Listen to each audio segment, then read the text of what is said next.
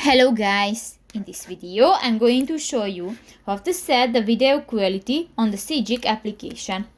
But first of all, I just want to mention, please don't forget to subscribe to our channel, because at 100,000 subscribers we are going to show you our YouTube revenue statistics and growth strategy, how to make money online.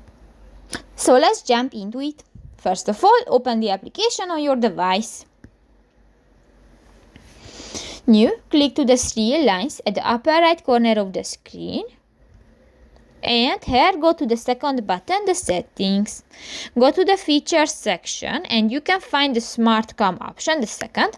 And here go to the dashcam option and you can find the first option, the video quality. And you can select the high, medium or the low option. And just select one and done. So that's pretty much it for this video guys. See you in the next one. Bye bye.